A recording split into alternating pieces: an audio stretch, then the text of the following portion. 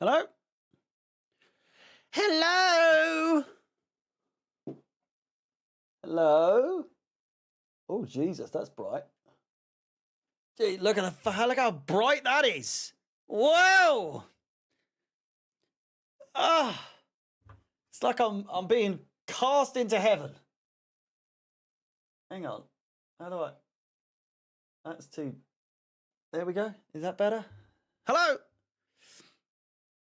How's it going? Welcome back. Another watch along. Can you believe it? We've got watch alongs out the wazoo at the moment. And whoever said I was inconsistent, eh?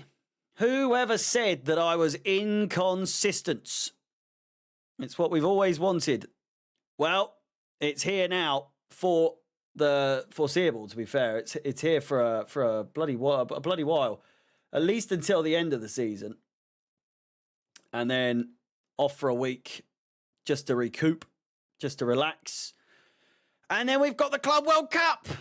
And then we also have, in between that and the start of next season, we've got a little daily live stream I'd like to call Transfer Daily is on the way, ladies and gentlemen. It's going to happen. It's going to happen. Minimum half an hour per day over the summer window between not the original start, because obviously we've got the are they playing the Europa League music?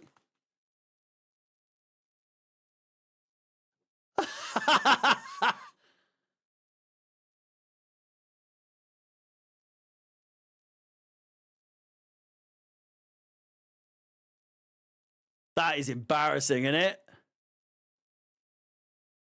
That's outrageous. Talk about showing your real level. Sacked in the morning! You're getting sacked in the morning! Sacked in the morning! You're getting sacked in the morning.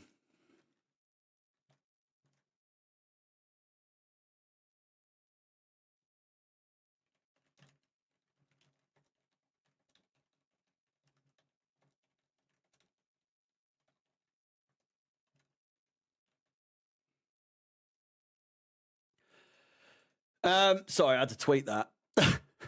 Just wanted to get it off my chest.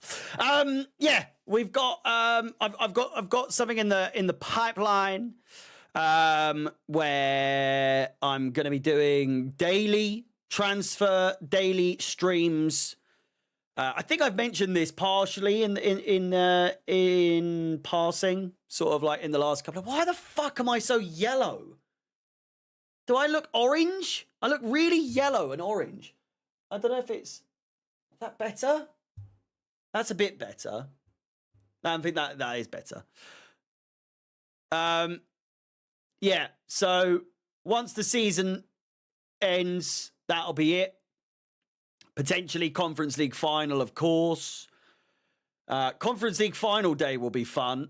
We'll have some build up to the stream.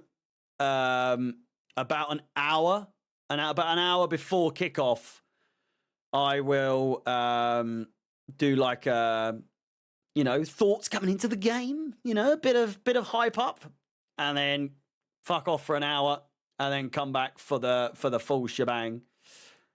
On the sunbeds, I look so tanned, don't I? What's going on? But yeah, Transfer Daily.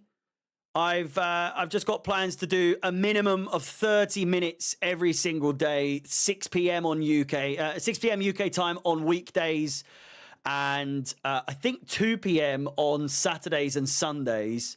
Minimum sort of 30 minutes or so, and we shall obviously see how that goes. That will be going from. I'm going to do the timer before someone says. I'm going to start it from the second opening of the transfer window, if that makes sense, because they've got it open for like a week. They've got it open for like a week, and then it closes, and then a week later it opens during the Club World Cup. So I will start it around then. Realistically, I've just got to hope to God we don't make our only signings during the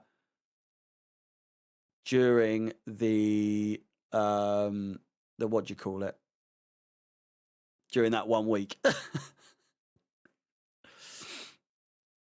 Daily transfer streams during the summer window from I mean, I can tell you, what is it? Premier League summer transfer window 2025. It's not the same thing really. It is I will still allow, I'm going to try and do it so that I can get people on. Whether that be people that are in the know or people that want to have their word, have their say or whatever. Basically, like Alex does, I guess. It's going to become that sort of thing, but not quite the same in the sense of it's purely transfer related rather than anything else. So the window opens early between the 1st and the 10th of June. And then reopens on the 16th of June, closing on the 1st of September. So we will do one stream every single day for a minimum of 30 minutes every day. Good chance early on for Aston Villa. And then, obviously, that was a stinker on my part. Please make a fuck's sake. We will do a huge, hopefully by then the transfer streams have like built up quite good so that I can justify doing like a fucking 10-hour transfer deadline day sort of stream with all your favorite sort of Billy Gilmore and other stuff. So keep your eyes peeled for that. Good chance for Aston Villa. They're looking good out the gate. They're looking really good out the gate. Truth be told, I wouldn't mind Aston Villa going through. Why fucking not? You know what I'm saying? Why not? Let's cheer on the old villains, Please make a scoreboard for Villa versus PSG. For the love of Christ. How did I know that would fucking happen? How did I know? Jesus Christ.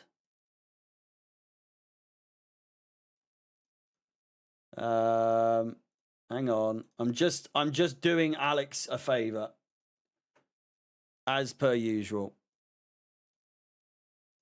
As per usual. He's got me doing stuff whilst I should be focusing on my own stuff. He's got me fucking working my fingers to the bone as per fucking usual, eh? Does a man ever get a break? Do I ever get a break? It doesn't seem that's the case, It doesn't seem to be the case. Put it on the... There you go.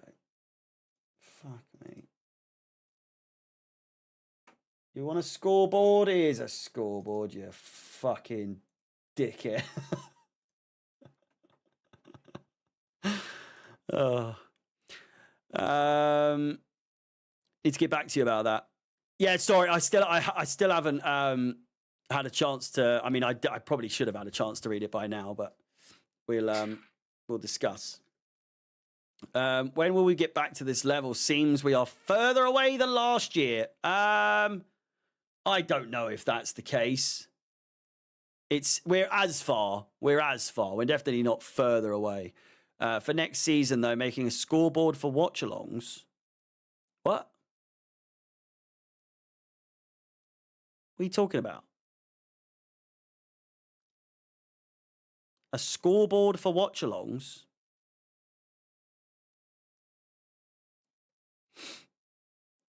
Or in terms of keeping track of how many watch-alongs I do next season?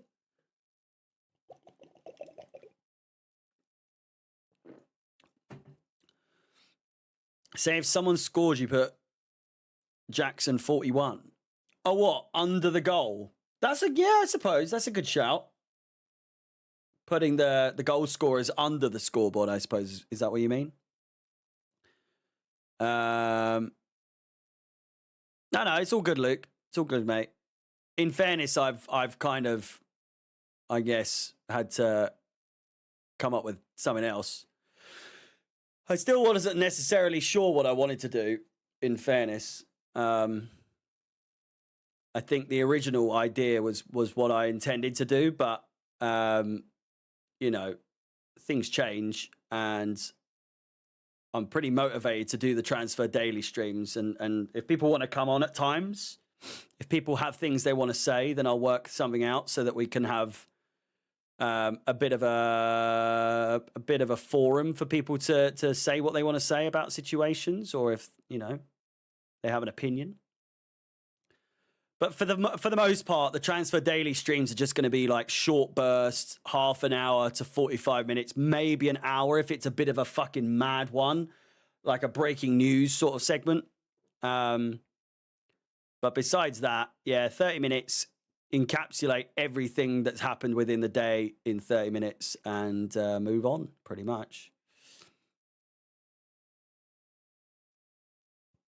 Should be good. Should be good. And much like the top 4 watch, and now we've got UCL watch. I don't know if you noticed that the old the thumbnail for this one is a doozy. It's an absolute doozy, and I'm really hoping we can use it for next season because it looks fucking nice. No,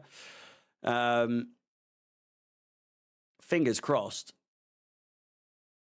But yeah, we've got loads of stuff now. We've got Top 4 watch. We've got UCL watch. We'll have Club World Cup at the end of the season. And Transfer Daily. I've done 2 videos in 2 days. Can you believe it?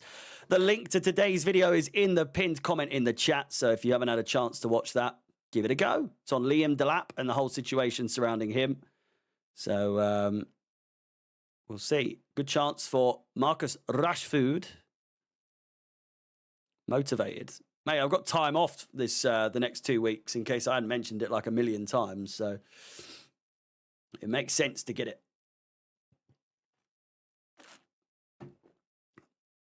End the season with an absolute bang. Do you know what I mean? 40 days to go until the end of the season. And I'm motivated to just absolutely smash it. Aston Villa. 2 goals behind on aggregate. I'm not quite sure what he's doing. You've got some bad news. Is your name Wade Barrett by any chance?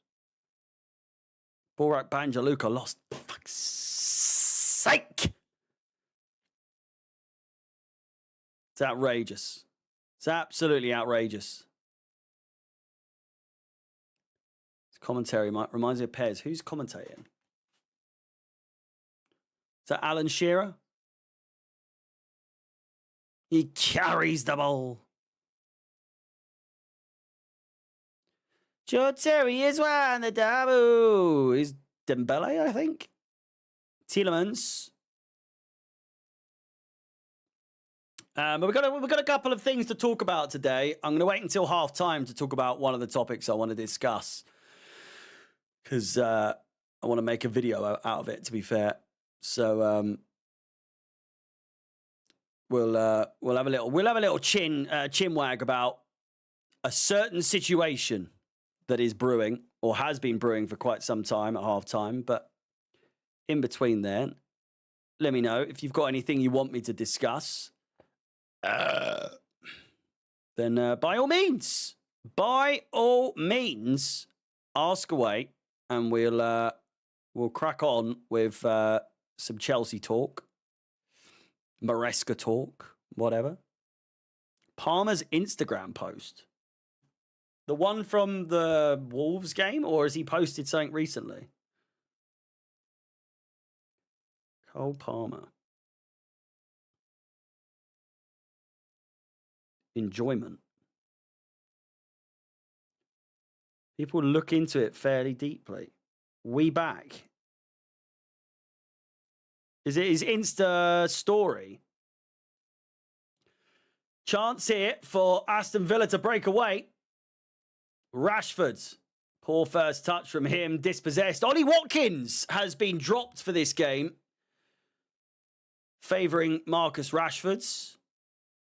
Got a feel for him. You do. And it could be a chance to make it 4-1 already! And it's in! Aston Villa.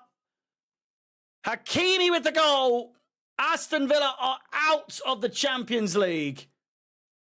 Just like that. They looked shaky. They looked good to start with in the opening minutes, but then they immediately started to look a bit shaky as soon as PSG started to get a bit of a hold of the ball. But 4-1 on aggregate, it's a tall order. It's a tall order. And I just don't think a team with the experience at this level that Aston Villa have, I just don't think they've got the minerals to make a comeback, to be completely honest with you. Absolutely everyone is on sides.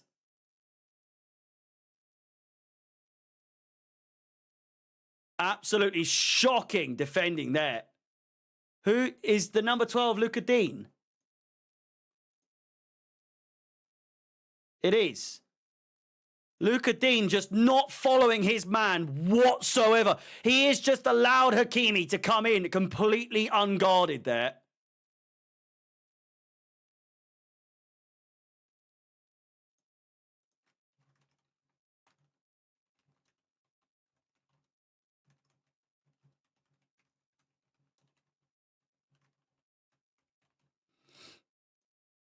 Absolutely shocking defending. Absolutely shocking defending from Luca Dean there. 4-1 on aggregate. 4-1.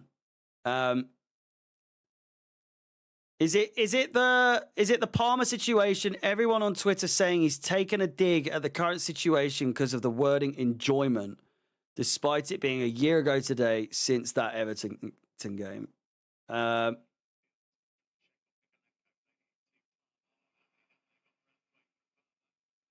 I don't know. I don't know. I feel as though that might be... Yeah. So, yeah.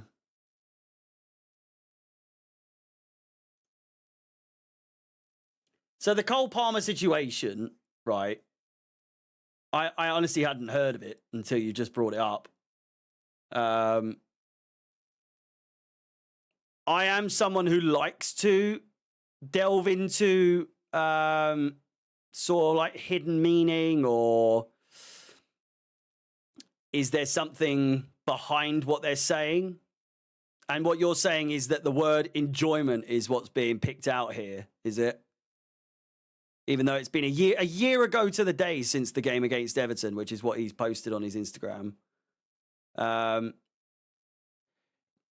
Is it worth looking into? Is it something where Palmer is sort of not even subliminally, is he saying,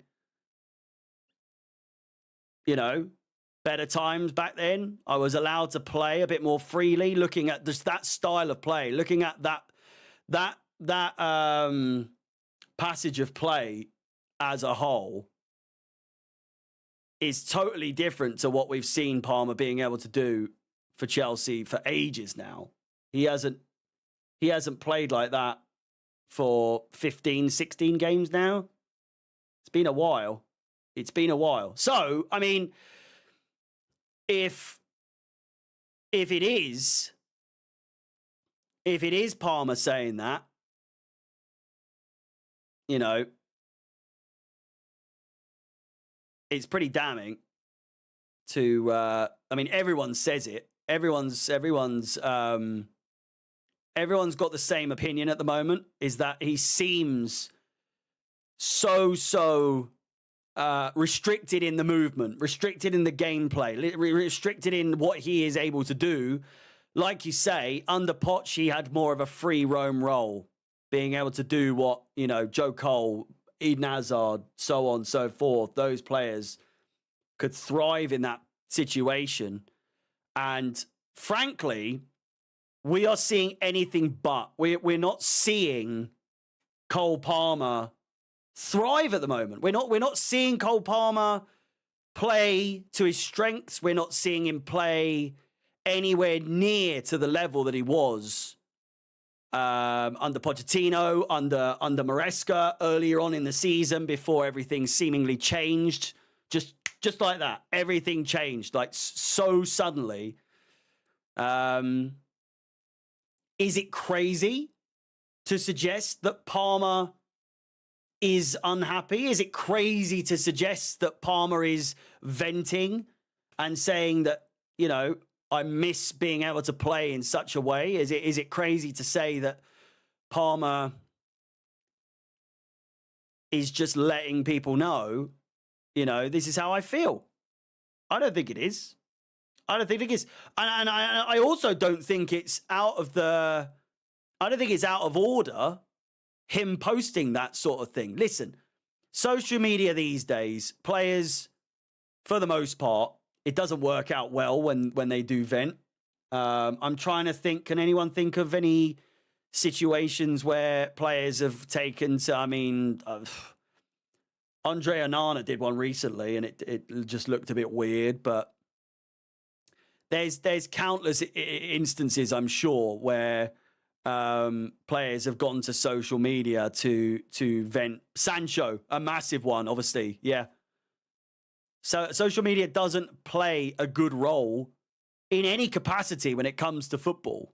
Whether that's the fans and abuse, whether that's players venting their frustrations, that sort of thing, I do think should be kept behind closed doors. If you have an issue, take it to the manager, take it to the staff, take it to whatever. At the same time, and this is no disrespect to Palmer, but you know, does he actually know that that's what he's done? You know, does Palmer actually know that he's caused a stir with what he said there? You know, I'm unsure if that is even relatively the case. He might have just put that up purely for what is completely and utterly what is on the screen. He enjoyed that moment. He enjoyed scoring that goal. He enjoyed playing that game. And maybe, just maybe, there's a little bit of nostalgia in there for him. And it's just saying, like, these were a better time than it is right now. For me, anyway. You know? Maybe, just maybe, Palmer's in his feels a little bit. And he's just letting everyone know, hey, listen, I'm aware that things were better, for me at least, back then. And I just thought I'd share this moment where I was absolutely shit hot, you know. It never helps to read into these sorts of things, but, you know, when the situation at Chelsea is the way that it is at the moment, it's there's always speculation. And with a player of his quality, with a player that of his magnitude, not being played to his strengths at the moment, not being played to the level that he should be, being the main man, being the player that you surround in order to get the best out of, we're not getting that from Cole Palmer at the moment. We're not. We're really not. And as soon as a player like that loses interest, as soon as a player like that seeks that sort of enjoyment, for lack of a better term, you don't want him to start looking elsewhere. You don't want him to start looking elsewhere because it's never out of the realm of possibility. You know? It's never, ever out of the realm of possibility. Dan says, I reckon he stays at Chelsea for years. Unreal debut season, and it would be hard to match as people know he is a serious threat in comparison to last season where no one knew how to deal with him. Yeah, I mean, maybe he's just been found out, I suppose, and he needs to work on his gameplay a little bit, you know. Reece saying, I think he would go back to City. He hasn't been the same since Pep had a word with him after the City beat us. Yeah, I do agree. There is there's absolutely something there, you know.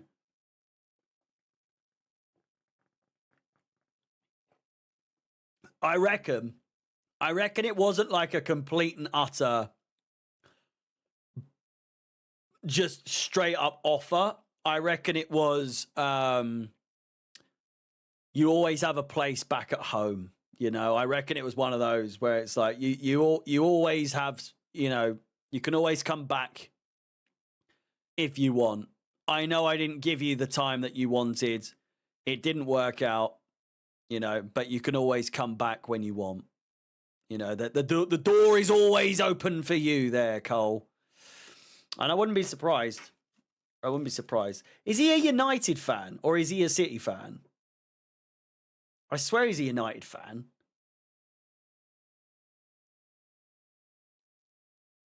He is a United fan, yeah. Because when he scored the hat-trick against United, he was there was all sorts of controversy, but you know, situation going on there, wasn't it? But yeah, I don't know. I've been worried that if we don't get Champions League, he might want to leave. But at the same time, right? By the same token, he ain't exactly pulling his weight these days. And whether you are a player that's being restricted with what you can and can't do, which I do think he is for the most part, I just feel like Palmer is that kind of player to just be like, fuck off. I'm just going to go and run rings around these players, which he can do easily, and just score. He is absolutely one of those players. There's just never that it just seems like he's been restricted and he really shows it because he looks like he's throwing a bit of a temper tantrum. Do you know what I'm saying? It looks like there's moments where he's a bit annoyed and a bit downtrodden and a bit, you know, pissed off and, I want more freedom and all that sort of stuff. And at the moment, under Maresca, he ain't going to get it. He ain't going to get it. Thursday, he should not be playing. I don't give a fuck what anyone says. We should not be playing any senior first team players. I mean, considered senior. They're all about fucking young. They're all younger than me, for Christ's sake. I say senior. When I say senior players, you'd think I was referring to like a 29 to 30 plus year old player. But we're 3-0 up against fucking Warsaw. We absolutely should give everyone a rest. Jackson, I could think, might be the only player that I would play. I wouldn't play James. I don't know. I just don't see why on earth you would play Palmer. Good chance for Aston Villa here. They need a goal back. And they've nearly got one just past the post. Rodgers with an absolutely fantastic chance there to get one back. Jeezy peeps. Then we play Djurgården at some other team or some other team in the final. Rapid Vienna. Rapid Vienna. Big games coming up, you know. When are those? When are those? Let me get my calendar up. My calendar full of all the content I need to do. So we've got what's this? I'm in the wrong week. We've got Aston Villa versus PSG today. Tomorrow we've got a double header. I don't know how I'm going to do a thumbnail for it, but we've got a double header. Newcastle versus Crystal Palace and Real Madrid versus Arsenal. Is the Newcastle game at 8:30? No. The Newcastle game's at 7:30, so I will be focusing on that game. The Real Madrid-Arsenal game starts at 8, so we'll watch that halfway through, if that makes sense. We'll put that on. It's on TNT, unfortunately. I was hoping it was on Amazon Prime, but it's not. So we've got double header. I'll upload some sort of video speaking about the game in some capacity. I'm going to try and put something together at half time here so that I can upload something, but also talk about the Warsaw game. But yeah, it is what it is. I don't really plan on doing a preview per se for that game. But yeah, Newcastle Palace as the main focus for tomorrow's watch along, with Real Madrid and Arsenal in the corner. Chelsea Warsaw on Thursday. And then nothing on Friday as it's a bank holiday and I'm going to be spending time with the missus and Rufus. And then we've got a Fulham Chelsea preview on Saturday, and then Aston Villa versus Newcastle United watch along on Saturday as well, followed by Fulham Chelsea on Sunday.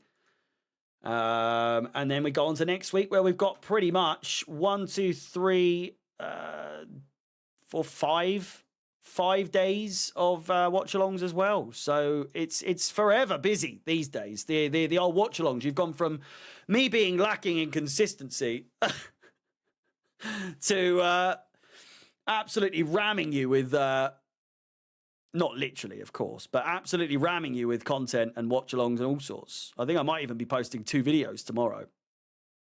But we'll see. We shall see. Luke says, I would start Jorgensen in goal, Achimpong, Tosin, Colwill, Gusto, KDH, Amugu. I don't know if well, you could surely someone like Amugu starts in a game like that. Closed down well. Aston Villa with a chance, cleared away. And the break is on for PSG. It's 3v3. It's Dembele. 5-1. 2-0 on the night. 5-1 on aggregate. It is an absolute decimation. An absolute decimation.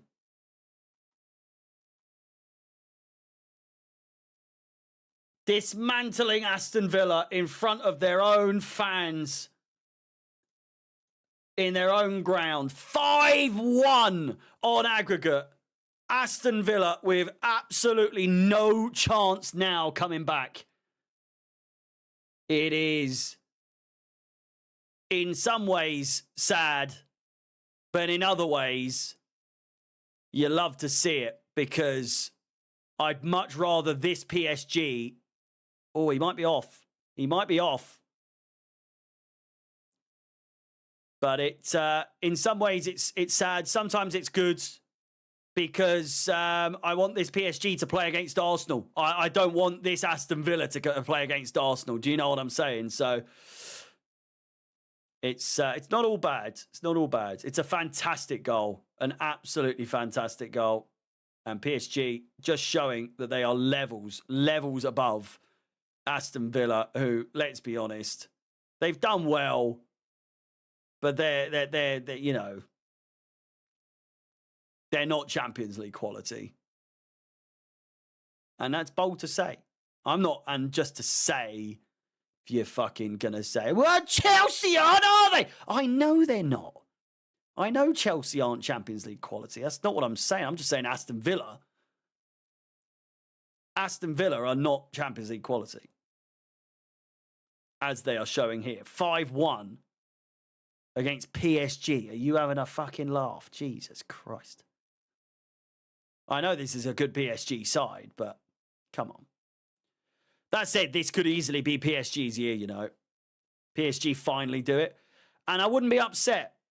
I wouldn't be upset, because the PSG of old, with your Ibrahimovics and your Verrattis and your fucking Di Marias and your Neymar and your Messi and your Mbappe, and it's just fucking bye. All these fucking just an absolute ultimate team of players, and it never working. This one, I wouldn't be upset, you know? I wouldn't be annoyed. I'd have been way more annoyed if that PSG had won, or those PSGs have won. But they look a good side. They really look a good side. And I think Arsenal are going to really struggle. I think Arsenal are going to really, really struggle against this side.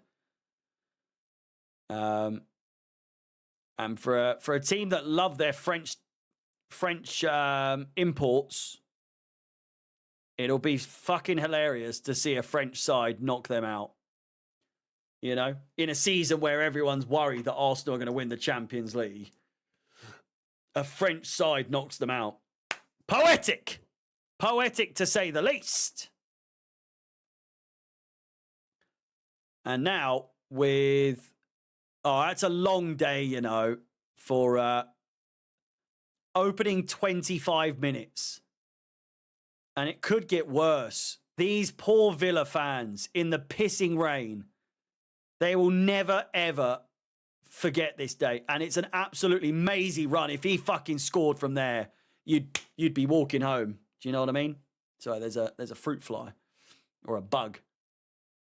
Could be a basketball score. It could. It really could. They could be in with a chance here. Still haven't got it. Rashford's got to come off. Rashford's maybe the worst player on the pitch today so far, apart from Luka Dean giving away the first goal. Rashford has been nothing but shit.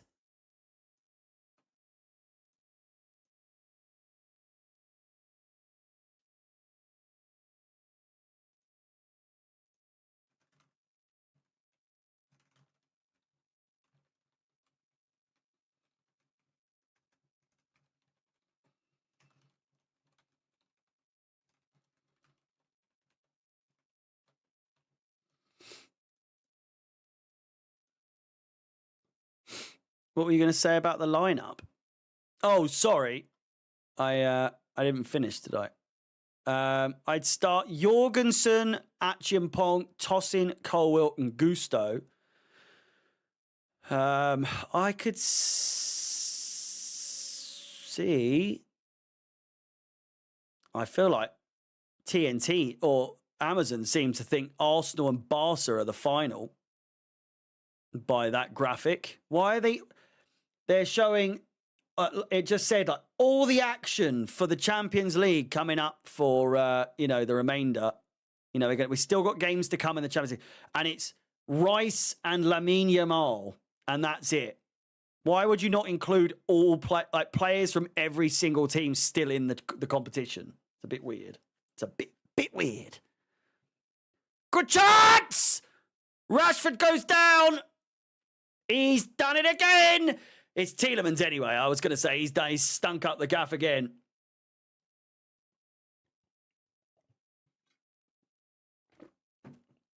Maybe checking for a penalty. Who knows? I think Colwill and maybe Gusto. Yeah, I don't think he'd start Colwill in a game like that. Surely not. Surely not. Surely not. KDH, yeah. Amugu, I'm thinking probably in a game like this, but then is he really gonna go the full shebang and rest that many players to have him play? Here's Tielemans. PSG's defense is no joke, man. Good chance though. Tielemans! It's in!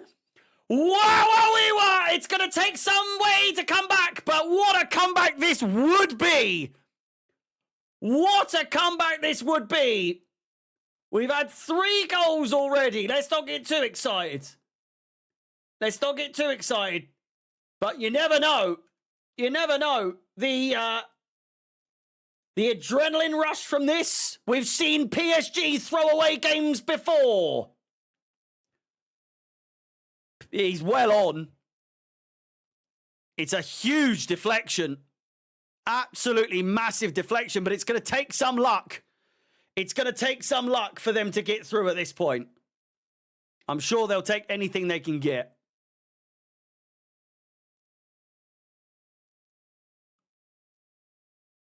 At the very least. Look at them go. Look at them go.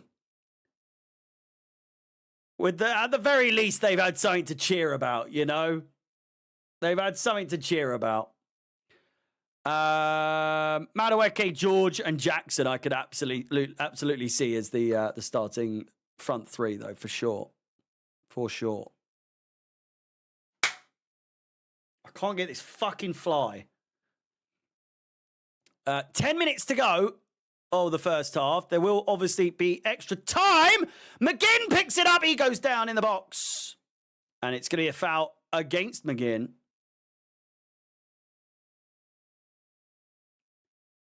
God, he's stick. Look at the size of his fucking forehead. What an ugly, smelly bastard he is.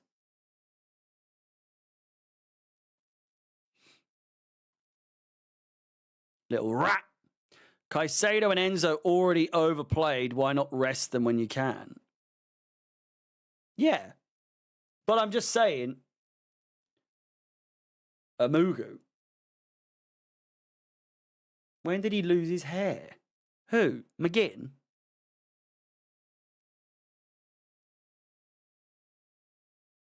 Oh, there might be a penalty here.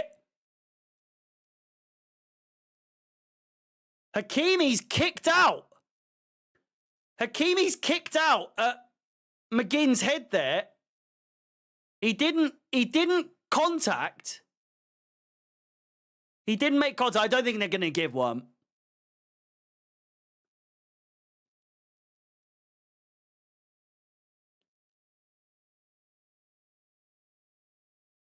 He's definitely kicked out there. It would be a very weak penalty.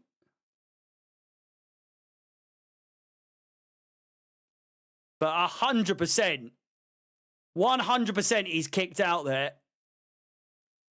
I tell you what, if Aston Villa get the next goal, it is going to kick off. It's no way there's a penalty there. There's no chance. But Aston Villa, with it goes without saying, really, desperately need the next goal. And it would make things incredibly interesting. Incredibly interesting.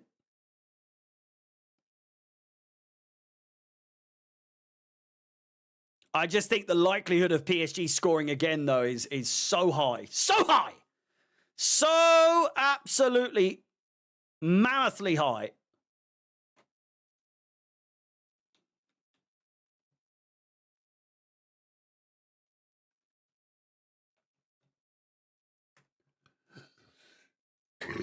Excuse me.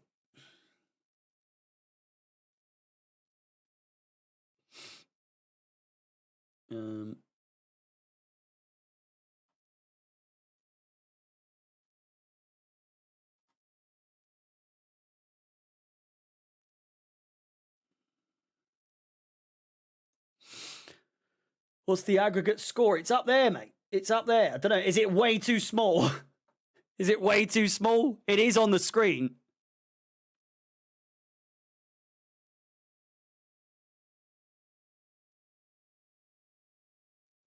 I can make it bigger. Is it big enough? It's a bit small. I'll make it bigger. Hang on.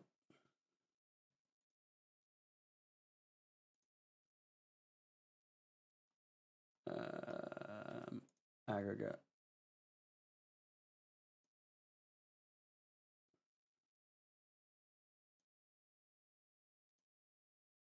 Is that better?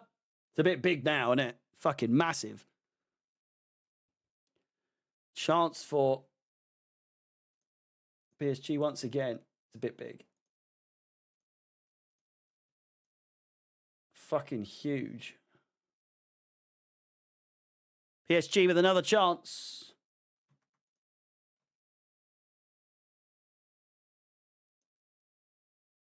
Oh, fucking cock. Good enough for me.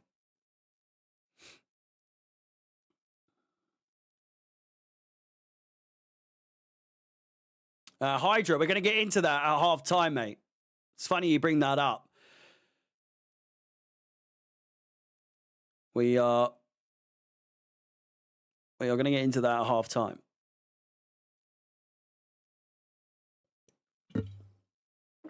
Villa's defense, yeah, that is what's going to let them down for sure. It's not they. I feel like they're capable of making chances and scoring, but Their defense just looks like they are a second away from conceding every time they have an attack against them, you know.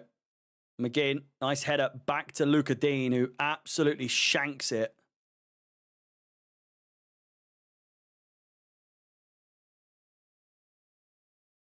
Good pass inside.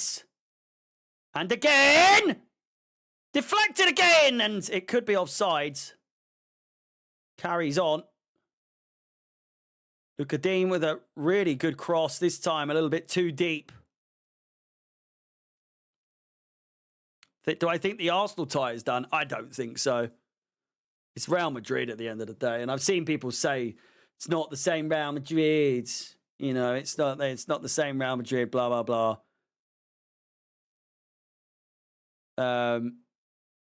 I think it's entirely possible. I think it's entirely possible, you know.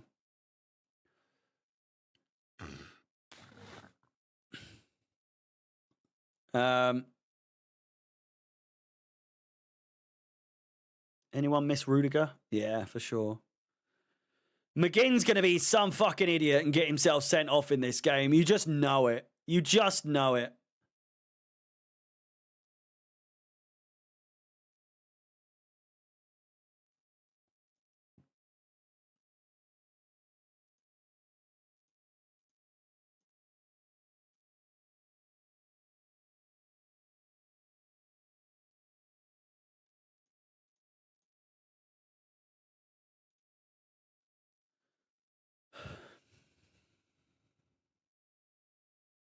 Three minutes to play.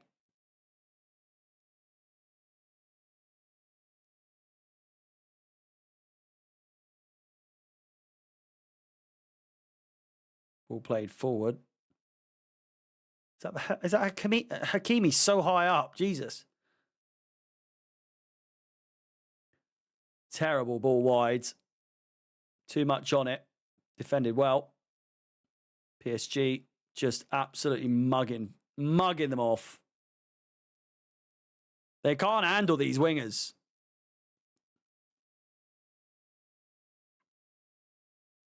Cava. He's a joke as well.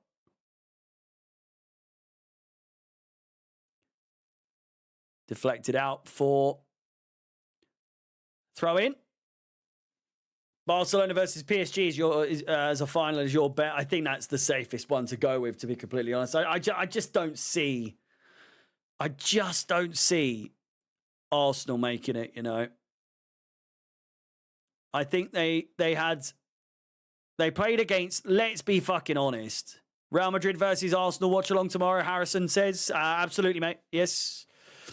Be doing a double header. Newcastle versus Crystal Palace and Real Madrid versus Arsenal, both at the same time. So we'll have the scores.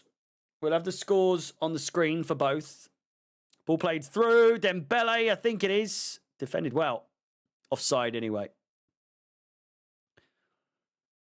As in fucking insanely incredible as those free kicks were, Real Madrid just were fucking pants, were they not? Was that double touch video real, by the way? The one of Declan Rice touching the ball once before he took once he actually had like shot? Or did someone edit that? Has anyone else seen that?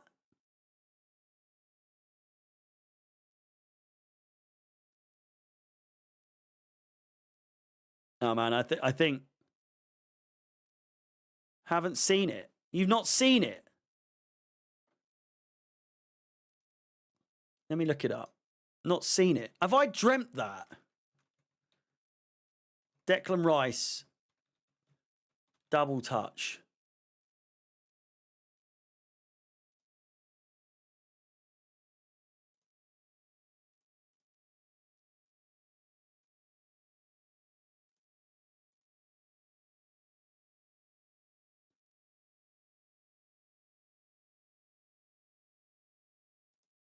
I'm unsure. I must have dreamt. Do you know what? I feel like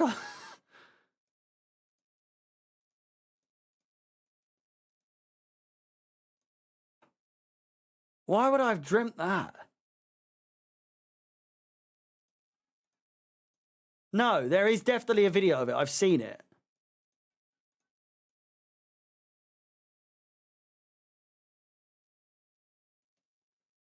I've definitely seen it. But I can't see any videos of it now. I think it might have been edited. I can't find any videos on it now. In your head. I saw it. I fucking saw it.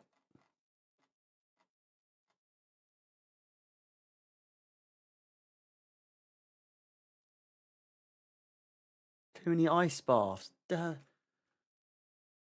Free kick. Touch. I need to find this. I'm absolutely fucking adamant. Half time at Villa Park. It's 2-1 on the night, 5-2 on aggregate. And we've got some stuff to get into. I am absolutely certain that I saw someone put together a video where he touched it twice.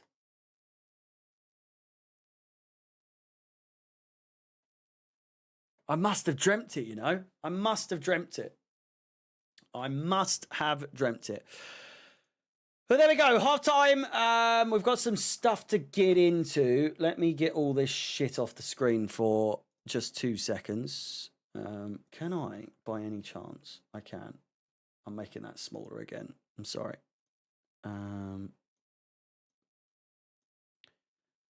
Dreaming about Arsenal. Oh, dearie me. I mean, why would I dream of looking at my phone on Twitter, fucking rewinding a video to see that? Like, breaking news. There's no breaking news, mate. We're just speculating. We're just speculating. Let me get things off the screen. We're going to have a bit of a chin wag. So the theme, the topic, as well as a preview, we'll obviously go through the expected lineup for Chelsea versus Warsaw. Mikhail Mudryk. Anyone fancy a little chat about Mikhail Mudryk? Because I'll tell you what. Mikhail Mudryk, what's the situation there? Because to me, we've speculated before. We've speculated before, and get your thoughts in the chat. But we've had our conversation about this before, and we've speculated and speculated and speculated. And to my knowledge, there's very, very little in the way of news coming out these days. And I know that the saying goes, no news is good news. But in this situation, no news is quite literally the worst possible news. At least for Mikhail Mudryk. From a Chelsea standpoint, I think that the owners, I think that everyone involved in this situation will probably be thinking, we maybe not compensation, but there's definitely, without a shadow of a doubt, there is a lawsuit to be involved here. There's absolutely got to be something, some way Chelsea are going to be involved in this. If I'm not mistaken, the sample that was taken, or both samples, because we're still, have we had the B sample yet? Are we still awaiting the B sample? I think he is already serving a ban. And again, I don't think anything's necessarily being reported on this in too much depth. But I think he is already serving a ban. That just goes without saying. Because where else is he? Other than obviously he's waiting for the B sample. He's absolutely serving a ban at the moment. And many people are asking, many people have said as well, would he have made a difference in the course of this season? Have we missed Mykhailo Mudryk? You know, obviously played well early in the season in the games. I think it was against Noah. He played well against Servette, I think, as well. So he's had some input on the Conference League. And of course, we're playing in the Conference League on Thursday against Liga Warsaw. We've got our second leg against them, 3-0. We've just gotten through the starting 11. But I think, Luke, I think you're pretty much right. You're spot on with what you said with your starting 11, more or less, being that Jorgensen, more or less, a guarantee.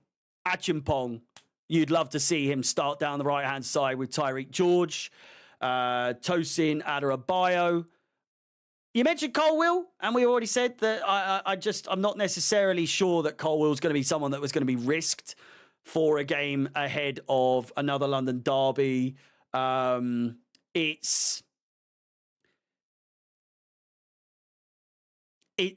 debatable. It's debatable. Chalobah could be the one played. But then Maresca does like a Chalobah at the moment. He does like a Chalobah. Gusto on the left, absolutely could see that happening. When there's no way in hell we're going to play. Badiashile could absolutely. You say that, yeah. Badiashile, Tosin, yeah. In fact, I'm going to go with that. Jorgensen in goal. Achimpong, Tosin, Badiashile. Was it? Jorgensen, Achimpong, Tosin, Badiashile, Gusto. KDH.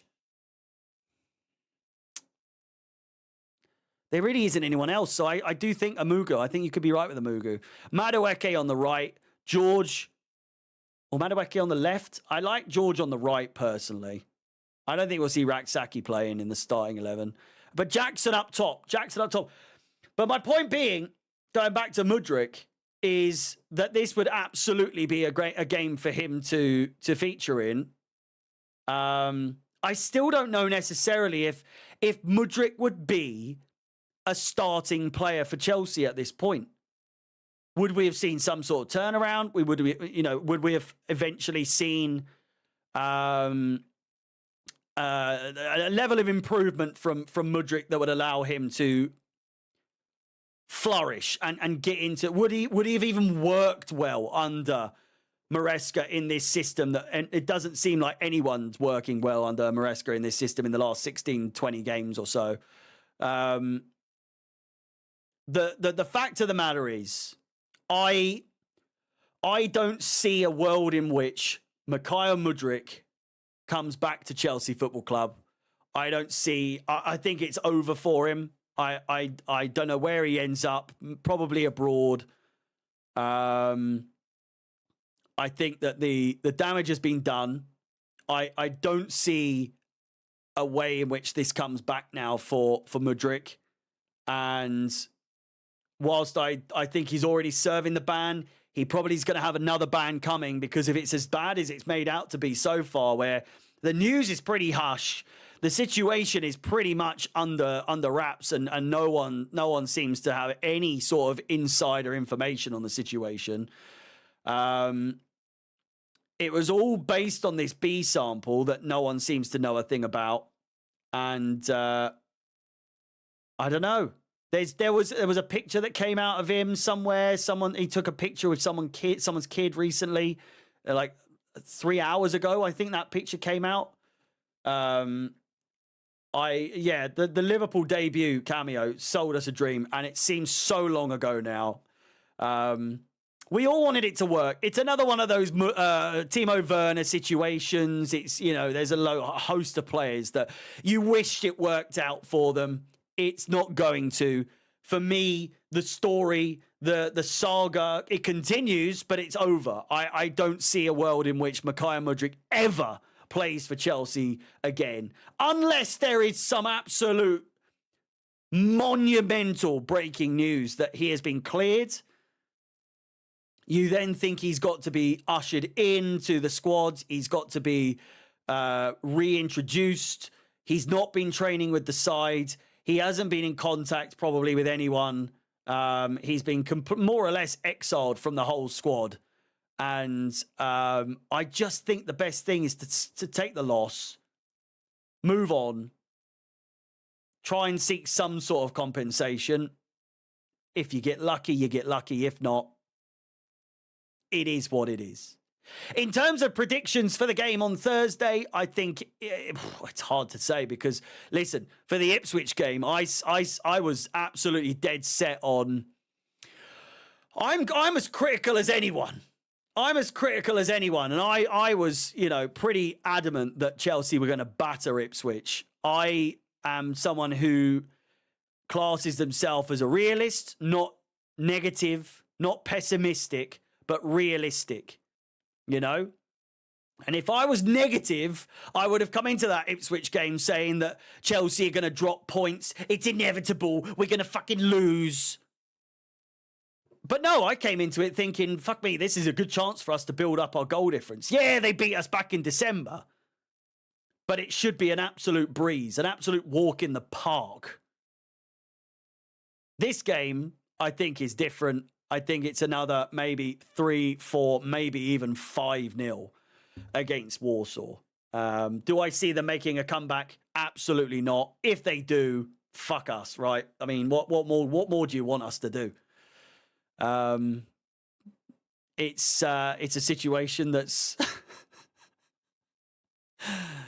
just get it over the line. Just one goal. Just win 2-0, please. That's all I'm asking you. Please, I'm just begging you. Just get the job done, move on, Fulham on the weekend, set our sights to that. Don't waste any senior players and get them injured. That's all I'm asking. With that said, that's the preview done for tomorrow and a little Mudryk clickbait. But you guys have already seen it, so If you could still watch the video tomorrow, that would be amazing. Just click it, let it play, smash the like button, all that stuff. Can you pick up on Rudy's comment? Where was it? Did Mudryk have talent? Thinks he raises a good point. His mental side might be done too. Yeah, I mean, he was already so, he was already so weak and that's not meant in any sort of disrespect, but he was already such a weak, had such a weak mentality. He let everything get to him. He always looked so hard done by and so lacking in confidence all the time, and everything was just like, oh geez, I can't do this right, I can't do that right.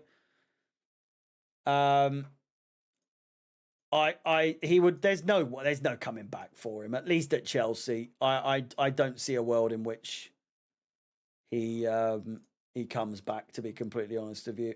So it is what it is.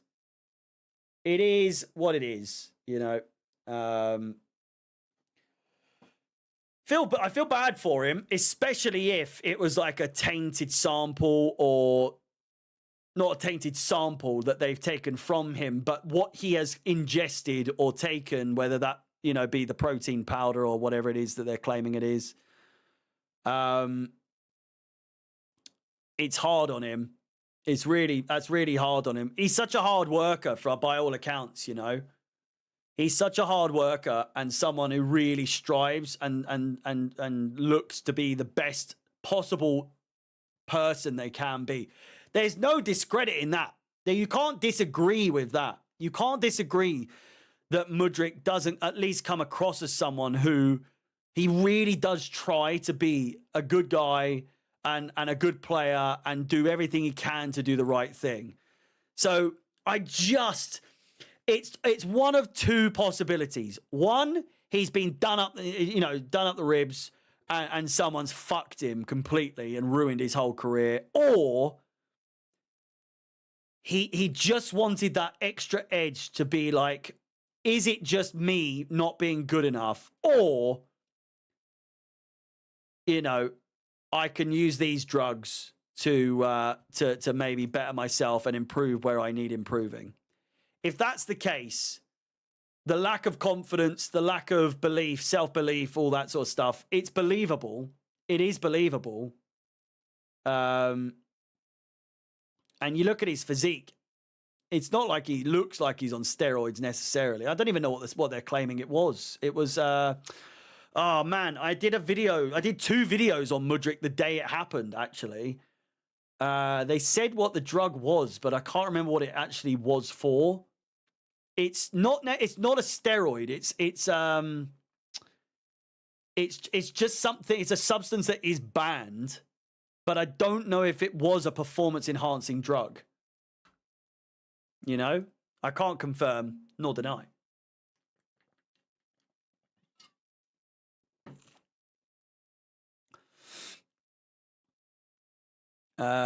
Question: why do you think and how do Chelsea keep signing these players such as Mudryk and Werner and so on, who are the nice guy persona, who we all desperately want to work but flop because they don't have the confidence? Werner didn't have the confidence, did he? He was a bag of bones, wasn't he?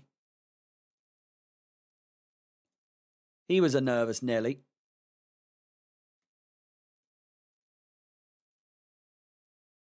And it was hard to really get any confidence in him. I'd say he definitely had more confidence than Mudryk, though, for sure. I would say that much. If you're watching and you haven't liked the stream yet, please do smash that like button, subscribe if you haven't done so already, and hit the bell notification, all that good stuff. And yeah, we're edging ever closer to 11. If we can get to 11,000 subscribers before the end of the season, I'll be happy. It's been a slow season with subscribers, I'll be honest with you. But we're still going in the right direction. Do you know what I'm saying? So fingers crossed we get to 11K before the end of the season. It's 157 subscribers away. And with the amount of the content coming out the fucking wazoo at the moment,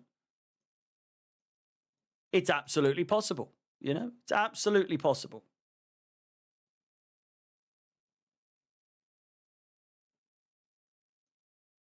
Absolutely possible. I feel for Mudryk, coming from Ukraine as a young man when war was happening, was mentally, yeah. I mean, he's probably not been in the right headspace for a while now, has he? To be fair, just think we got more flop signings than anyone else as such. When it comes to they have potential, then lose it as well. I think one person you could, fuck me. Is there a world in which do we sue Shakhtar Donetsk? No. Is there a world in which Esteval Willian flops? I dread to think that that's a possibility, you know. Looking at how good that kid is, looking at how good of a player he is, I just can't believe he would flop. I can't believe that would be a possibility. I mean, it is a possibility, but can you imagine Esteval Willian flops, Kendry Paez flops, and Santos? All of them flop. Would be mental. Do you remember that Salah transfer to Cardiff? Didn't they try and sue? Yeah, they're still still trying to sue someone for 150 million or something. That whole situation was weird. The whole situation was really weird, wasn't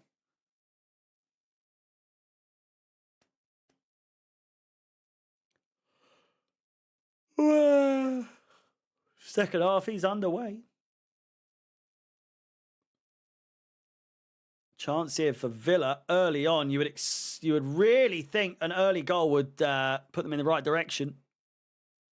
McGinn with the header, and with a head shape that he's got, it was never likely to go in the back of the net. Wasn't there conspiracy theories in it? Yeah, for sure. I wouldn't be surprised if some of them were true. I think it wasn't even. There's no conspiracy theory. I don't think it's just that the plane was fucked. The plane was so old and rickety, and I don't even know if it had like fully been like signed off as like good to go. I think they almost assumed that it was like it would. Yeah, it's gonna make it. It's not that far, and lo and behold.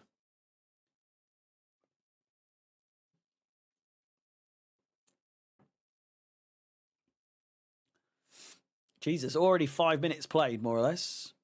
The Leicester owner. I mean, that's even weird. I mean, is that weirder or it's just as weird? A helicopter crashing above your own stadium is pretty wild, no? To say the least. McGinn. Luca Dean. Played forwards. It's a foul. Man, Villa are just playing such stupid football in the right now.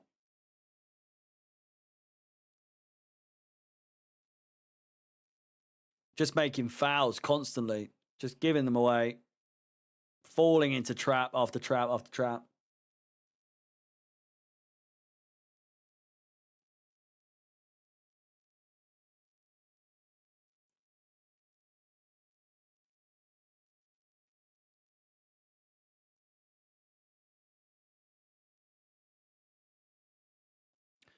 Why did he go back to Nantes even after signing for Cardiff? I can't remember the full-on situation, to be fair. It was a weird one, wasn't it? Weird one. It was on live TV, which is even stranger. Yeah, you could hear the crash, couldn't you? You could hear the crash in the background.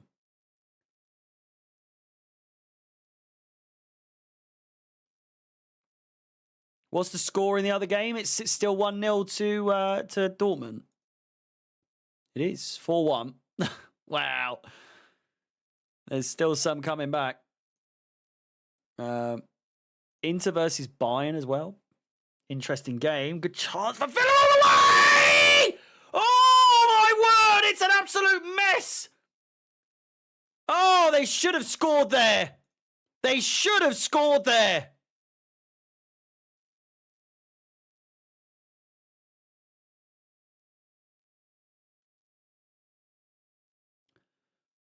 My favorite footballing conspiracy is that Steven Gerrard. No flag here.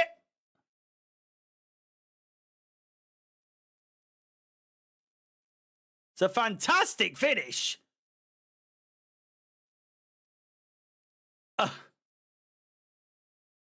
Oh, he's just off. Yeah, is that Gerrard would have absolutely played for Chelsea. Would have absolutely played for Chelsea had it not been for the death threats and whatnot to his family. He requested a transfer. He spoke on the phone to Jose Mourinho. There is proof of this. I'm almost positive there's proof of this. And there was, the Scouse Mafia had him on lock, threatening his cousins and his family and all sorts. But they still label him as a Liverpool legend and someone. Trent wanting to move to Real Madrid. And they label him, Steven Gerrard, like the ones that never leave. True Liverpool legends, they always stay their whole fucking career. All this bollocks. Absolute bollocks. What a waste of a career. I know he won the Champions League, Istanbul, all that bollocks, but man, what he could have achieved what we would have seen Lampard and Gerrard playing for Chelsea under Mourinho, man. Oh, Lord, we missed out on something crazy. We missed out on a generational pivot, you know. We missed out on a generational midfield. 2-0 now. 2-0 to Dortmund. Fucking hell. McGinn! Oh my God, what a goal from McGinn! It's 2-0! It's 2-2! Oh my fucking God, what a goal!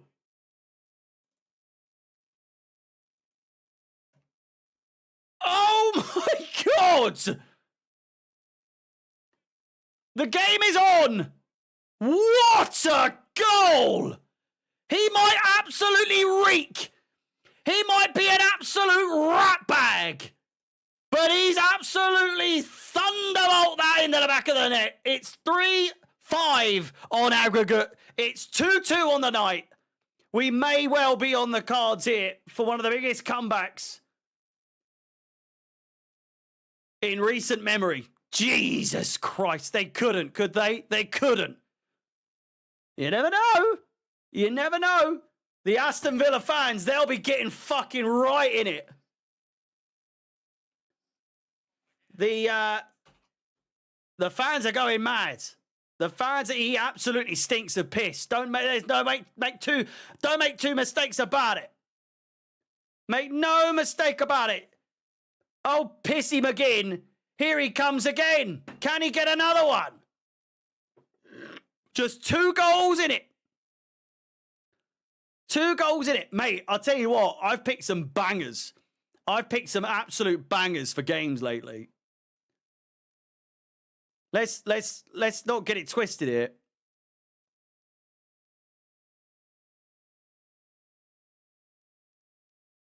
I am notorious for picking shit games on watch-alongs.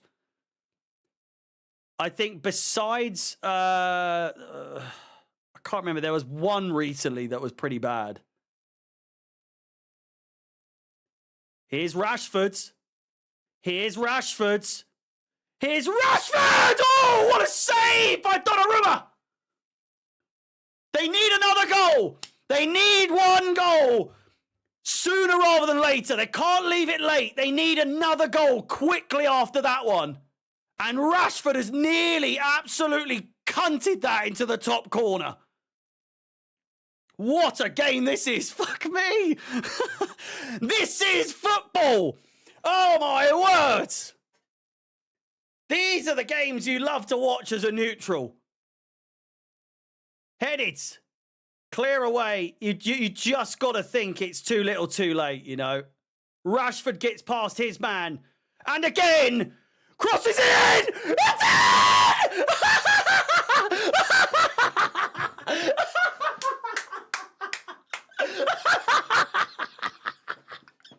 Go on, the Villa! Oh my God, what a game! What a game! 5-4! Can you believe it? Oh my fucking God! Marcus Rashford! Take a bow, son! What a fucking run! Oh my God! It's on! It's fucking on! The game is on! Can you believe it?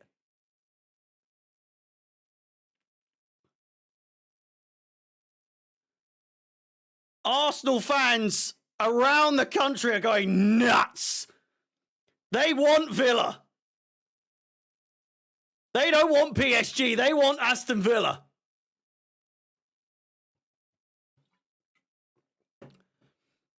There is so long to go. 32 minutes to go. Can they fucking do it? They need 1 goal to take it to extra time. I'm sweating.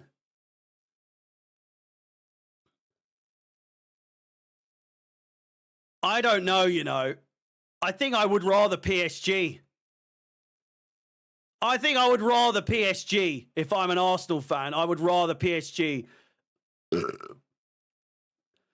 You play Aston Villa. You play them twice a season already. Rashford's got to be offside there, surely. Oh my God! Tielemans! Oh my God! They've nearly scored again!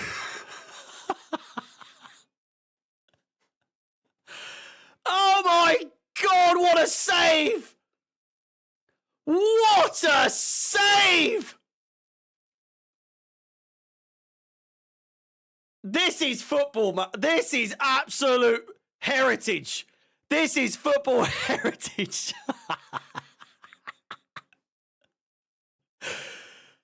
This might be the game of the season. Played onto the edge of the box! Oh, fuck! He was open. Imagine he clarted that into the fucking top bins. Jesus Christ on a bike. No one's marking him. He's mishit it, Tielemans. Of all people on the team, you would want that to fall to him, wouldn't you? Goodness me.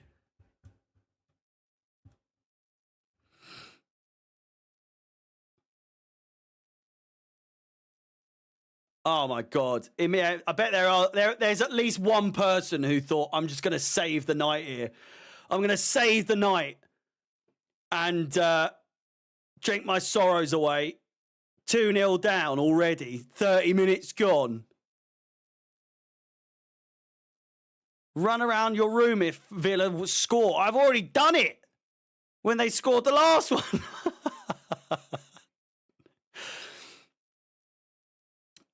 Oh, man, I just love football.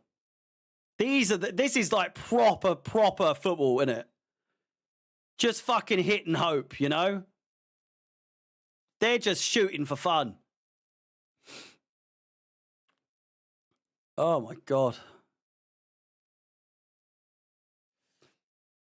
Unbelievable. Unbelievable. Imagine this is such a Chelsea game. This is such a Chelsea game. Aston Villa have become the new Chelsea in the Champions League this season. Tell me this is not the most Chelsea Champions League game you've ever seen.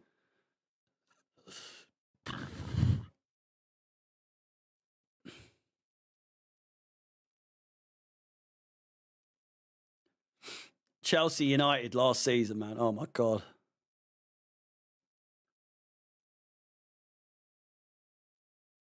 I'm so glad I've started doing these watch-alongs. This time of season as well. The games are hotting up. The games are getting good. The games have been good.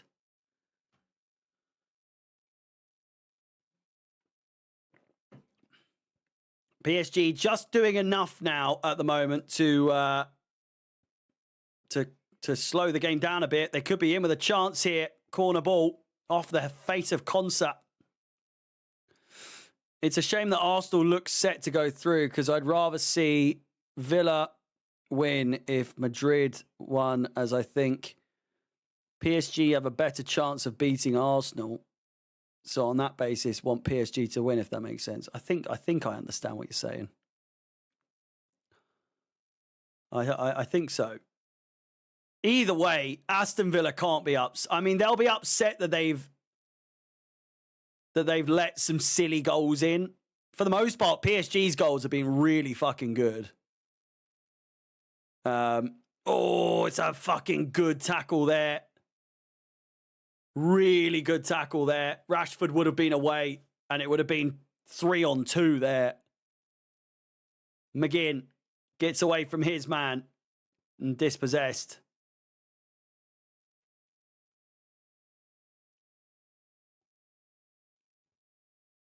Dean. Desiree Doué with a Ronaldo chop and a roulette. Desiree Doué is 100% scoring today, I'll tell you that much. So Villa need another goal.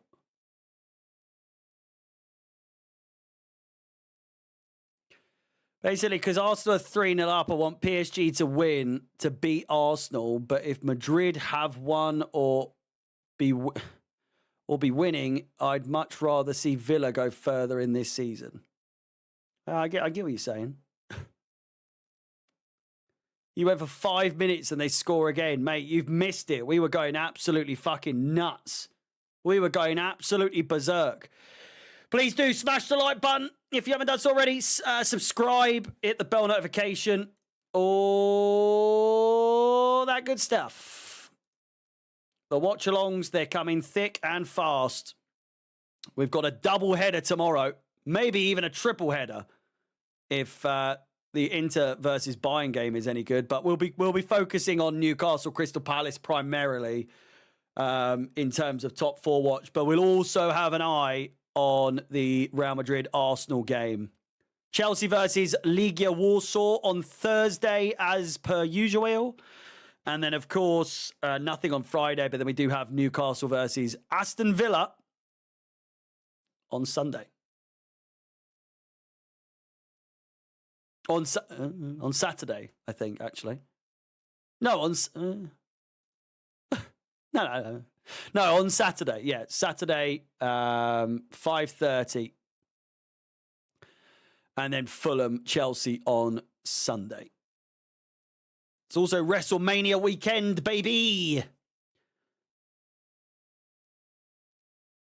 It's high up. Monday Night Raw was pretty boring, I won't lie. They're all resting. All the wrestlers are resting at the moment. They don't want to get anyone injured.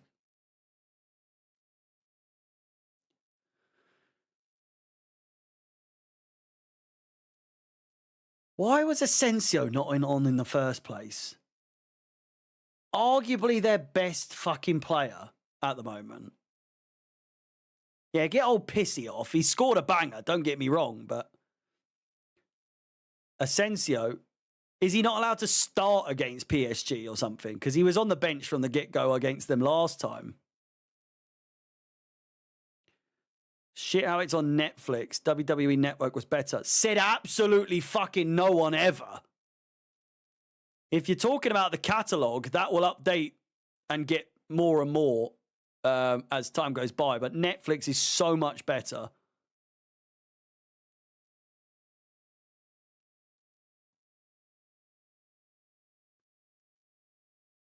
The network was so slow and clunky. It was so old. I don't think they updated it. Do you watch old WWE? I do.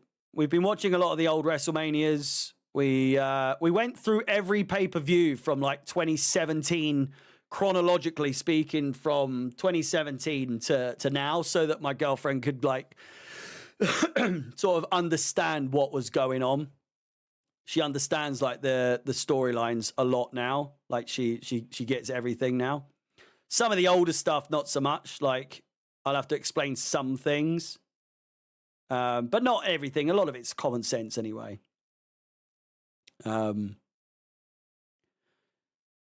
ECW, all that. We were most recently watched... they've got SmackDown Vault at the moment on Netflix, and we picked a random one. We did like a randomizer, random wheel. And it just happened to land on, funnily enough, it was when Cena was like back. And it was the one where ruthless aggression fucking smacks Kurt Angle in the face. Cena's debut. Do you watch boxing or just bodybuilders in underwear? I watched the entertaining one, which is wrestling. Boxing is so fucking one-dimensional and boring these days. And I used to watch it a lot. I used to watch UFC a lot. But I've just... I know, obviously, that happens to be with wrestling as well. But the thing is, wrestling is like a soap opera. It's like a TV show. You can watch it after the fact. Watching UFC or boxing not live is never fun. I absolutely hate the anxiety of waking up the next day and not seeing who won in a fight is so frustrating. Whereas with wrestling, you can just put on the old fucking Netflix, bung it on, and it's like a TV show. It's fun. If you're one of those people that are like, you know it's fake, don't you? It's like, yes, we know. We know it's fake. You know, oh, am I through again? Oh my God, Asensio was through. Asensio was 1-on-1. It's a great bit of goalkeeping from Donnarumma. Jeezy peeps. Jeezy peeps, indeed. God, Donnarumma's face is fucked, isn't it? Oh my God, Asensio had to take it around him there, surely.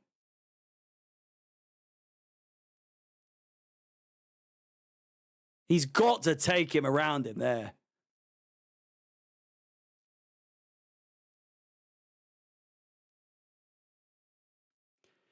It's a free kick. It's a free kick.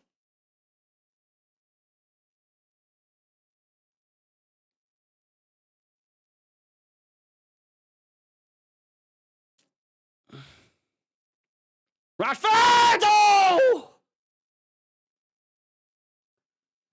Konsa, he just had to make contact and it would have been in the back of the net. Fizzed across the 6-yard box. There's a worryingly large amount of empty seats behind Rashford with that free kick, by the way.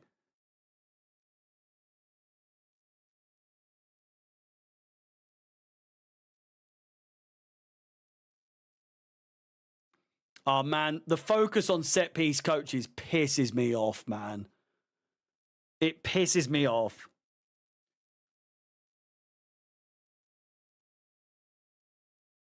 You got the Arsenal one. You got R1, who's fucking shite. And then you've got this geezer here, who's looking all disappointed and, ooh, oh, my routine, it nearly worked so well. Go and sit down.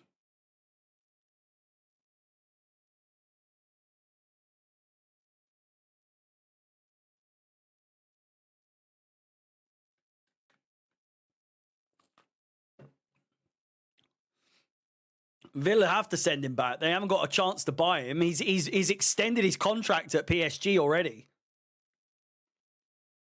The other day, it was like a couple of weeks ago or so, wasn't it? Asensio's extended his contract. Luca Dean.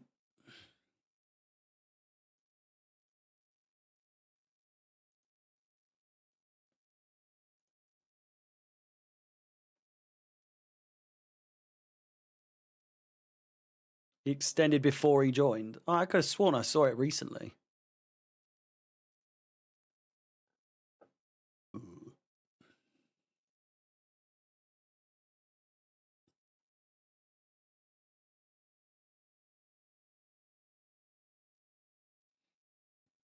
Crystal Palace are interested in a move for Manchester United and England forward Marcus Rashford. Following his impressive... How's Marcus Rashford only 27 years old, for fuck's sake? He has been around for absolute decades.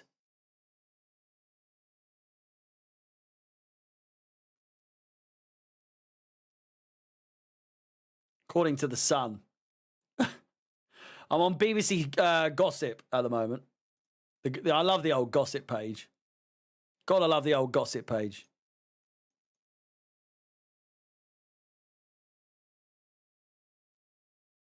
Yeah, I mean, that's a decade, you know? Technically decades. He's been for 10. He's in the second decade at the moment, so it's technically 2. He's been around for 2 decades. Oh, risky business there. 16 and a half minutes to play. They only need one. Ollie Watkins, could he be the man? You just know it's written in the stars, man. Ollie Watkins to do the business. It's got to happen, surely. Surely.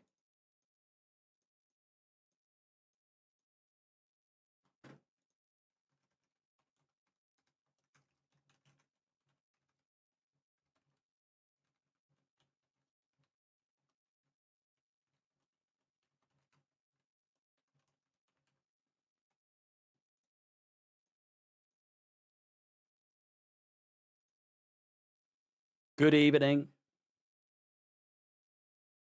Last second.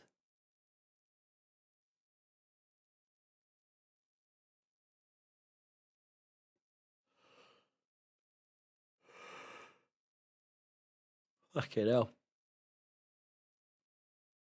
This game's a bit boring now, isn't it? I suppose I'm in a bit of claret, and I got look at this. I got some claret and blue. I'm in my Aston Villa colours. Completely accidental, I must say. In case you did you not see this? I just fucking didn't even realise. Right then, did you see the realisation on my face? I was like, I'm wearing claret, and there's the blue. Completely out of nowhere. Didn't have a clue. Ian Matson and Ollie Watkins have both come on here. First dreaming about Arsenal, now repping West Ham colours. Jesus Christ. I mean, let's not take it too far. Kid at Christmas, how he is when he's in a good mood. I'm always in a good mood, aren't I? But other than when Chelsea play, of course. Man like Matson. He's probably going to score. Raging alcoholic when he's mad. Mate, I haven't had a sip in 94 plus days. Thank you very much. Dembele! Good save by Martinez.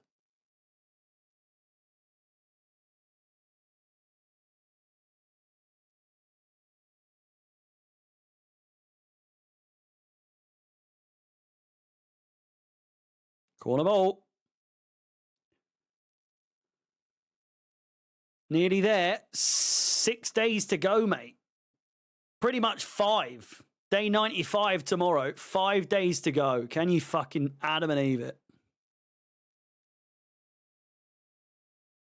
Crazy. My go-to drink at the pub, it's San Miguel, if they've got it. I'm open to Peroni. I'm open to... I don't like beer Moretti. I've come to realise it's not for me.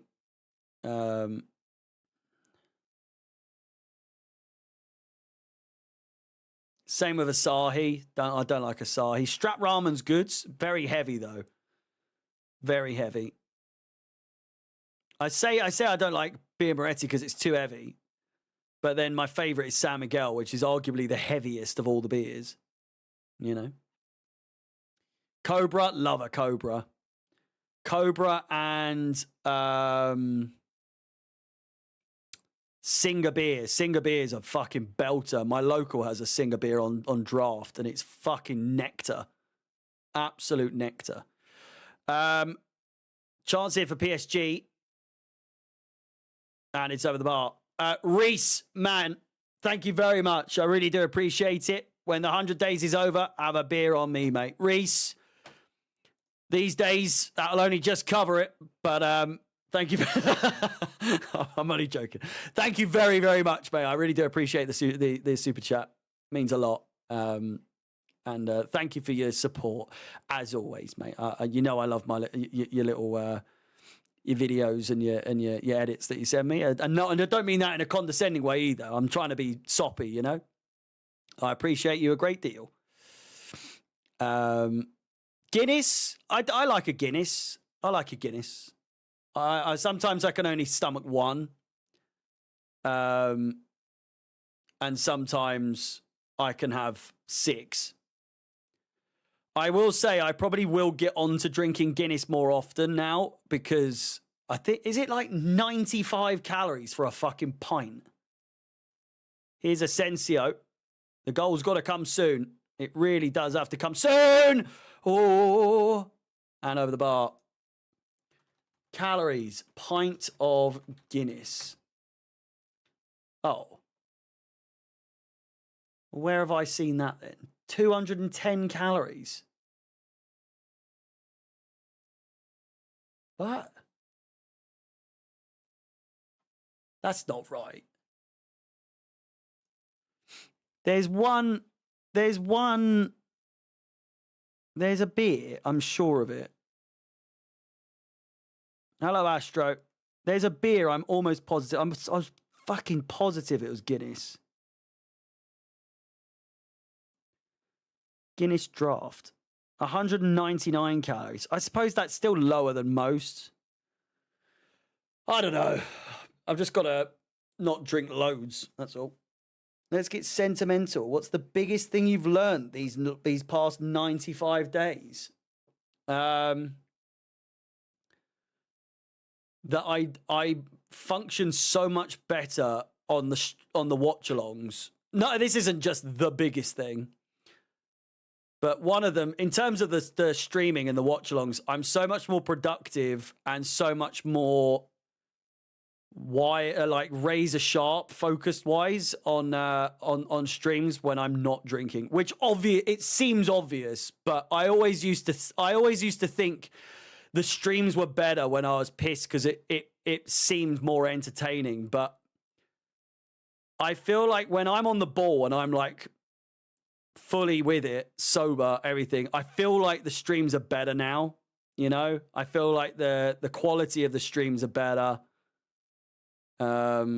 Obviously it's fun sometimes to have a drink with the game, and I will definitely still have a drink the odd game here and there. But for the most part, it's I'm definitely going to tone it down. I miss you drinking in big games. It'll probably happen from time to time. And if I go on pitch side in the future again, then I'll probably have a drink with those games too, unless it's like a proper early game. But I feel like in that scenario, I definitely work better when I've had a couple. It's obviously quite not intimidating, but just to cut the edge, you know. From a personal standpoint, is I don't know.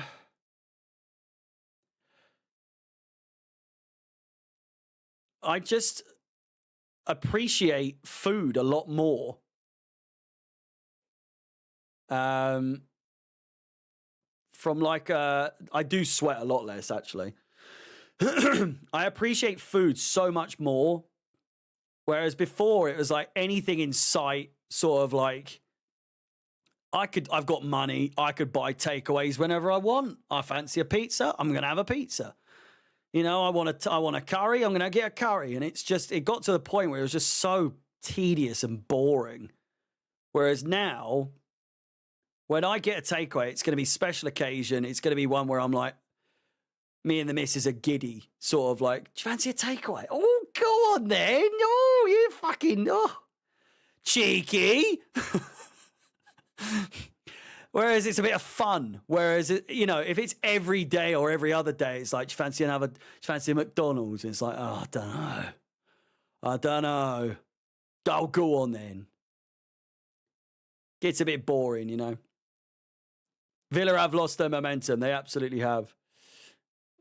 He wasn't that bad on takeaway, but you fancy all the time. Yeah, probably. Yeah, I'd say that was it.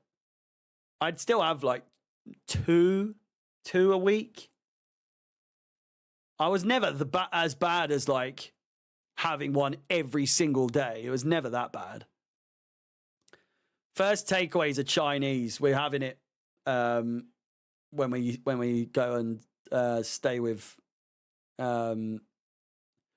Because Rufus is going to stay with my girlfriend's mum.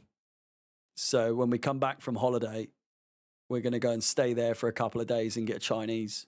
Because the Chinese where she lives is fucking banging. I've lost my voice. Chinese she has there where she grew up is fucking so good. So, no takeaways for a while. No takeaways for a while still. I think time has run out for Villa. You never know. You never know. There's still over 5 minutes to go of regular time. But I do think it's a little too late.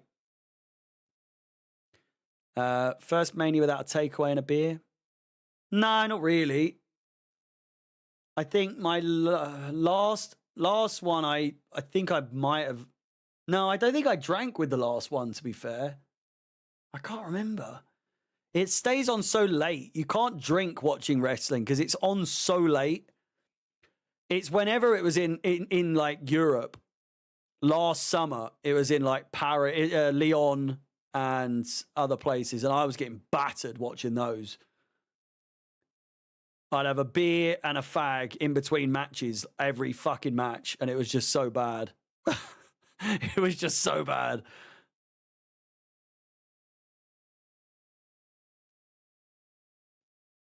I'm doing good, Astro. I'm doing good, very good. That Tielemans chance, man, if that went in, Jeezy, peeps.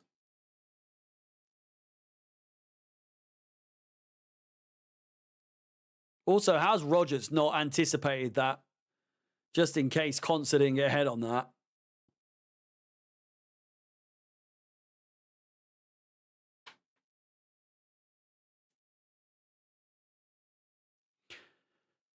Here we go. 5 minutes, 4.5 minutes, really to go.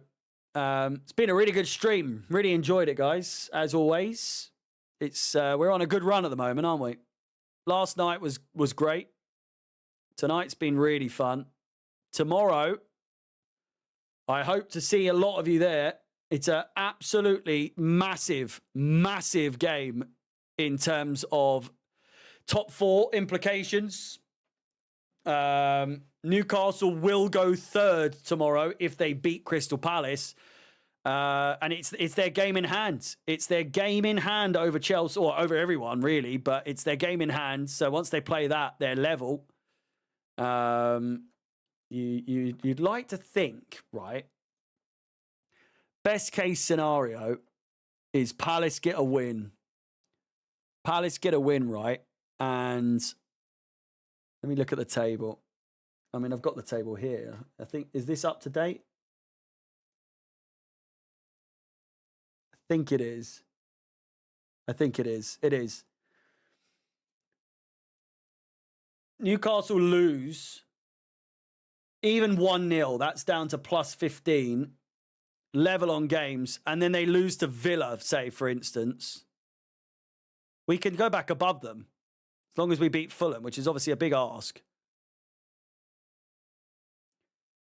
It's just one of those situations, right, where in the whole of this season, we have never really asked for much. We've not asked for another team to help us out. Other than I know I did it for Man United, but like I'm saying before this all went downhill against Ipswich, we haven't really asked for anyone to do us a favour.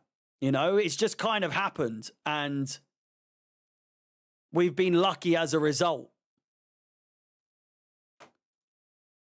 It's 3-1. Barcelona have conceded again. Whereas this time, now we're actually actively looking for...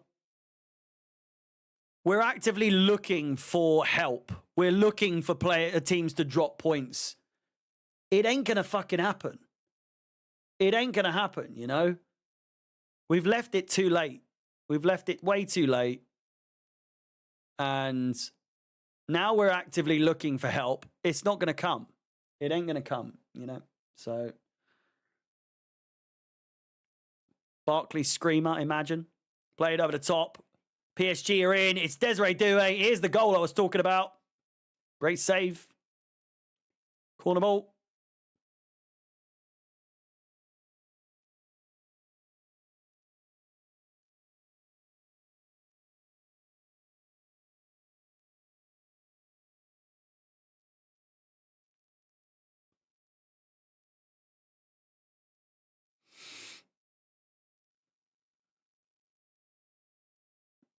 Not the best to play for him, Desiree.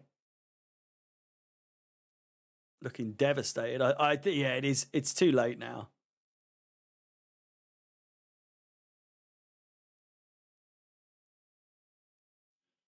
Villa gave it everything. They'll be devastated that they gave away those 2 goals early on.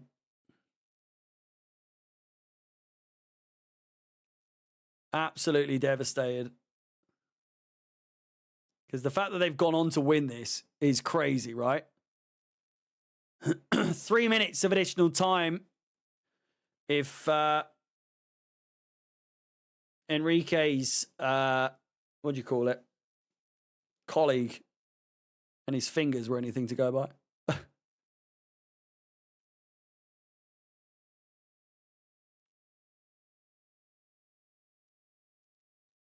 Wasting time in the corner.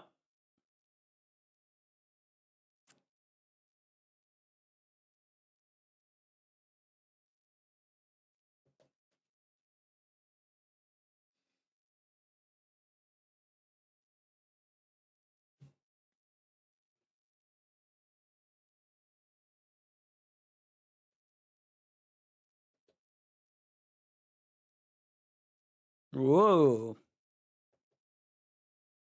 Whoa. 3 minutes, yeah.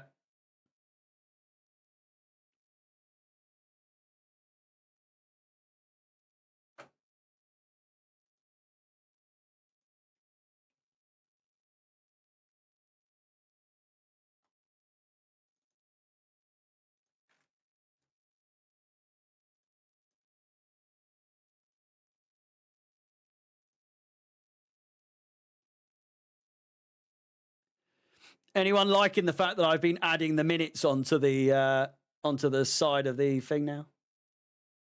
Just the little details, you know. Nah, you can't feel sorry for them. They've had a fucking unbelievable, unforgettable night. They've lost. They've been knocked out. But in reality, remember who you are. You've had an unbelievable night in the Champions League. It could still happen. It probably won't. But you know what I mean? Like, these kinds of games will live long in the memory, regardless of where they end up in the Champions League. Like, this is unbelievable. Unforgettable.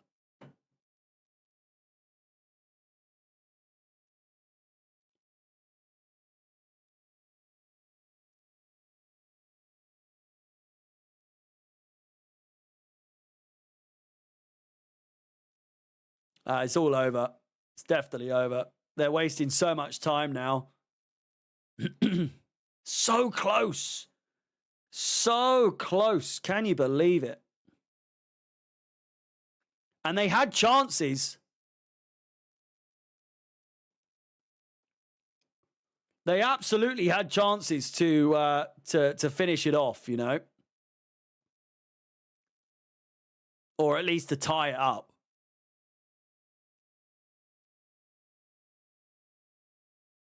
They put up a fight, then gave up. Last chance. They've got the ball. Here's Matty Cash. Crosses it in. Ian Maatsen! Oh, my God. That was the moment. That was the moment. The volley on the edge of the box. Oh, and then the boot all the way forward to the corner. It's too much. Ian Maatsen can't get to it. That was the moment. And it absolutely is going in. It's absolutely going in. Oh, my God. That was it.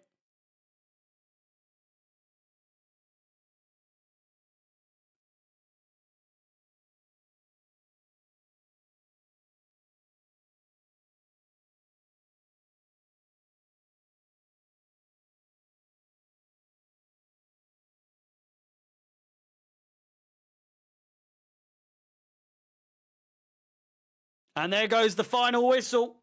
3-2 on the night. It's a valiant effort from the Villains, but it wasn't to be. PSG go through.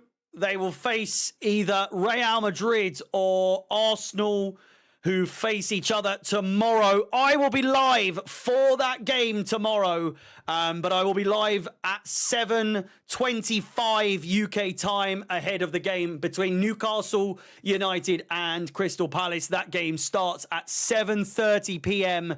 UK time. I will be live for that, and of course, we will watch the end of the Real Madrid-Arsenal game, or to the end of that.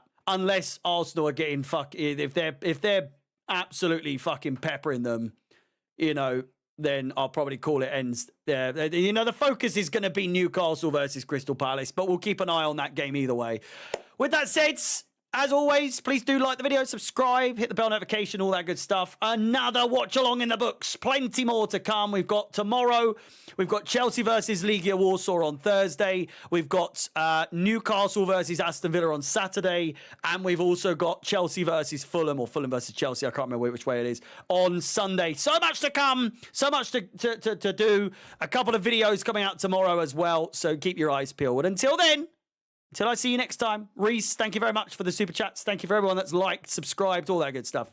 I will see you tomorrow, and if not, I will see you later on this week. All the best. Stay safe. My name is Harry Up. Cheers.